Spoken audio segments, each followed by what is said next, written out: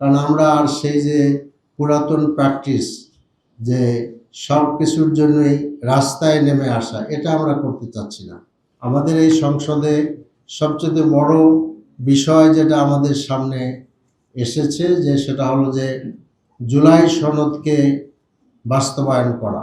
আমরা দেখেছি যে প্রথম দিন থেকেই একটা ভিন্ন দিকে সরকারি দল হাঁটা শুরু করেছেন। তারা জুলাই সনদের জন্য যে সংস্কার পরিষদ, সেখানে তারা শপথ নেননি।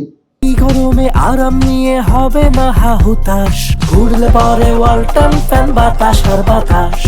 এবং এখনো বিভিন্ন আলোচনা এবং অলরেডি একটা প্রস্তাব তারা নিয়ে আসবেন, যেটা হলো আপনার এই গণভোটকে আপনার গণভোটের অধ্যাদেশকে বাতিল করার প্রস্তাব। এই সমস্ত বিষয় আসছে, এগুলো নিয়ে আমরা আলোচনা করছি। This is very very important, কারণ এত রক্ত, এত আপনার আহত লোকের মানে মিছিল আমাদের সামনে আছে। এত কিছুর পরে যদি আমরা এই পার্লামেন্টের জুলাই সনদেরটা বাস্তবায়ন করতে না পারি, তাহলে জাতির জন্য খুব হতাশাজনক হয়ে যাবে আর কি।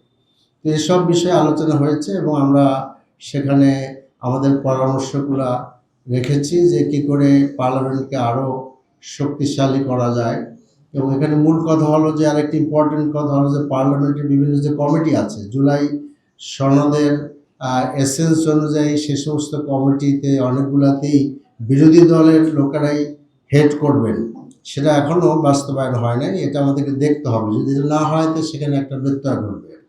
এবং আমরা আশা করছি যে এভাবে একটি মানে প্রসিডিউরের মাধ্যমে বাংলাদেশের ত্রয়োদশ জাতীয় সংসদটা একটি উল্লেখযোগ্য ভূমিকা পালন করতে পারবে। কারণ জামাত প্রথম থেকেই যেটা মনে করছে যে পার্লামেন্ট আমাদের জন্য সকল বিষয়ের কেন্দ্রবিন্দু হয়, সকল আলোচনা, সকল সমস্যার সমাধানের কেন্দ্রবিন্দু হয়।